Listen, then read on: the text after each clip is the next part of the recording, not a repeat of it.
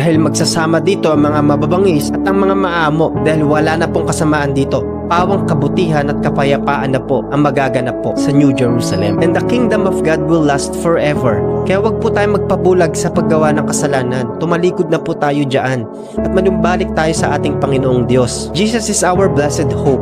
May pag-asa pa ang sabi ng Romans chapter 8 verse 20. Nagkasala tayo pero binigyan pa tayo ng pag-asa ng ating Panginoon at sa pamamagitan nyo ng ating Panginoong Hesukristo. Nais ko na ito ang mapanghawakan natin kasi kahit ang mga bulag ay makakakita, ang mga bingi ay makakarinig, ang mga paralisado ay makakalakad, kahit ang mga pipi ay makakapagsalita at makakasigaw ng papuring awit sa ating Panginoon. Dahil babalik sa Sion, mawawala ang kapighatian, mawawala ang kalungkutan at mapapalitan ng walang hanggang kapayapaan. Once we enter to the kingdom of God, papahira niya ang ating mga luha sa ating mga mata.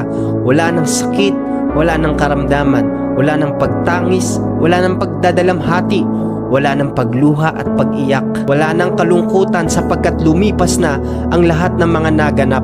At sinabi ng Panginoon na makapangyarihan na binabago niya ang lahat ng mga bagay. Kaya ipinaparating sa atin ang mga bagay na ito sapagkat ito ay totoo at maaasahan.